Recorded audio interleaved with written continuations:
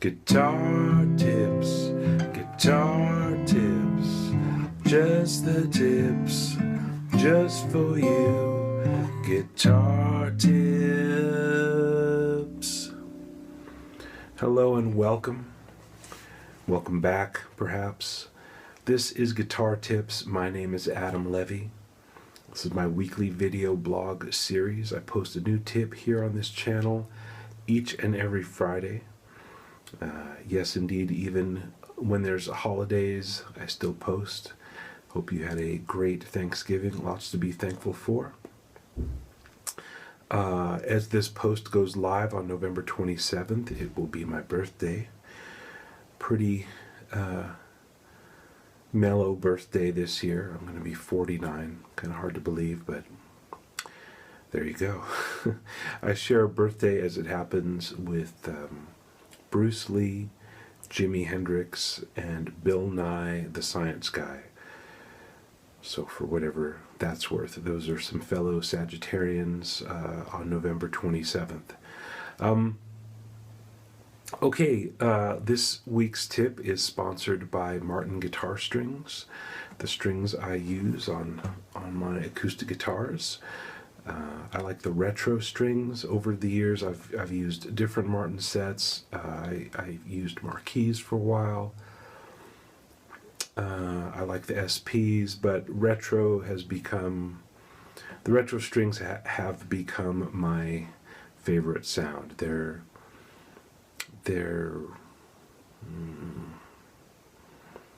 mellow yet mighty.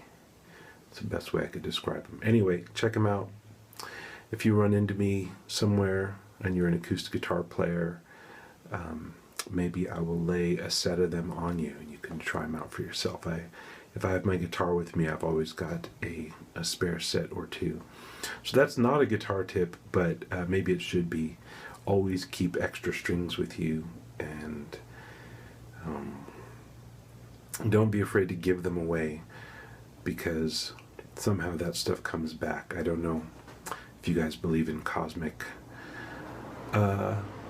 boomerangs, but I think there are such things, and so anyway, give it away now. What is this week's tip is this week's guitar tip is composition is the answer. Composition is the answer. You may now be wondering, well, what's the question? And that's a good question to wonder, what is the question? Composition is the answer to a lot of things. Most as it relates to guitar tips here, it's the answer to how do I get better at the things that I'm having trouble with. So I alluded to this a little bit in guitar tip number 62, which is practice real music. I talked about there was a kind of a chord voicing that I wanted to explore. There it is.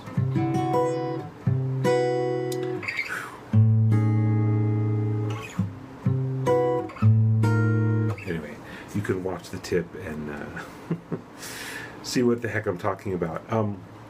But here's where I'm going with this. A lot of times students will say to me, oh, I'm having trouble with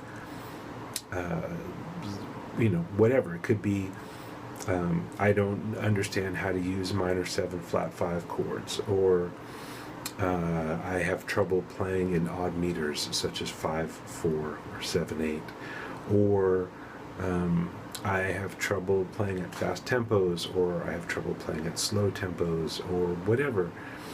And it could be a tuning thing, like, hey, I'm trying to figure out how to play in open G tuning, but I don't understand it.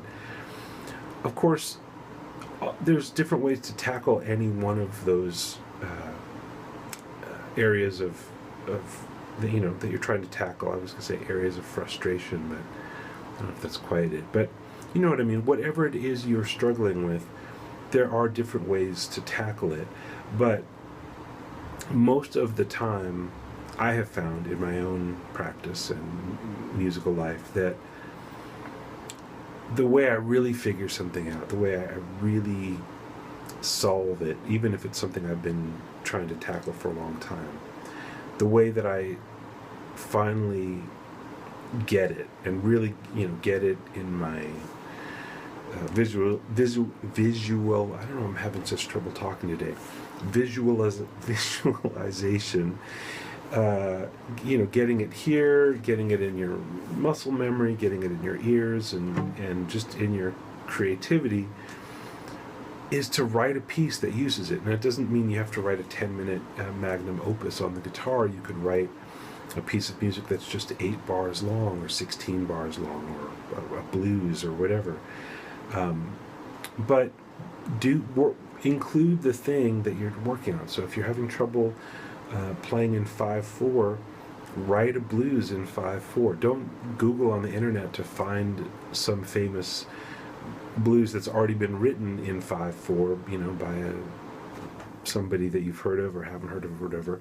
Write it yourself. If you're having trouble playing in open G tuning, yes, of course, one way to get better at it is to pick a song that's not too hard to play, that's in open G, and you could Google songs in open G tuning and see that there are many of them, and probably some of them are easy enough, and you could figure it out and then learn a harder one, and so on and so on. But I think the deeper kind of learning, rather than just, finding something that already exists and trying to master that, the real learning happens when you engage your brain on a deeper level, where you let your brain solve the problem.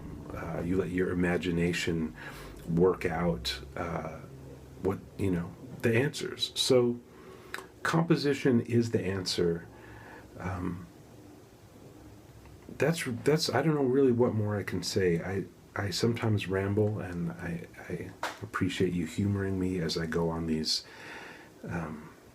various tangents, but I can't really make this one any more clear. Composition is the answer. Whatever you're struggling with on the guitar, write some music. And of course, that has extra benefits besides solving whatever the problem is that you're having on the guitar. If you're composing regularly, that means you're getting better at composing. You're getting more, those muscles are always going to be strong, and you're going to be tapped into whatever it takes to be composing, so that later on, when you want to write a composition that's not just about problem solving, but that's a composition for your group, say, or for a recording session or whatever, you won't be starting from scratch. You will have been composing all along, and hopefully it will come a little easier to you because of that. And that's nice. It's nice to be composing all the time anyway. I mean, that could be a separate guitar tip. Always be composing. But specifically here, I'm recommending it as a way to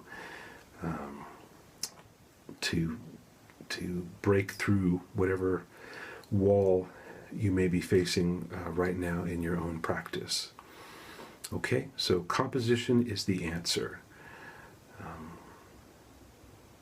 That's it. Stay tuned and take good care.